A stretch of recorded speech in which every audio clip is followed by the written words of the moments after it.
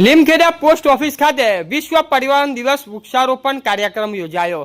લીમખેડા તારીખ 5 જૂન 2026 વિશ્વ પર્યાવરણ દિવસ નિમિત્તે લીમખેડા નવીન પોસ્ટ ઓફિસ કમ્પાઉન્ડમાં અખિલ વિશ્વ ગાયત્રી પરિવાર દ્વારા વૃક્ષ ગંગા અભિયાન અંગત વૃક્ષારોપણ કાર્યક્રમનું આયોજન કરવામાં આવ્યું હતું।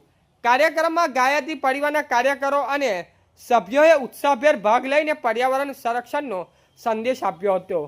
આ પ્રસંગે લીમડો, બીલી, જામફળ સહિત વિવિધ પ્રકારના વૃક્ષોનું રોપાઓનું વાવેતર કરવામાં આવ્યું હતું।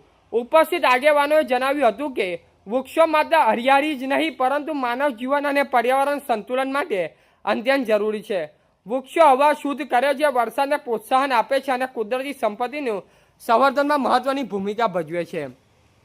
અખિલ વિશ્વ ગાયત્રી પરિવાર શાંતિકુંજ હરિદ્વારની પ્રેરણાથી સમગ્ર દેશમાં વૃક્ષાગંગા અભિયાન ચલાવવામાં આવી રહ્યું છે।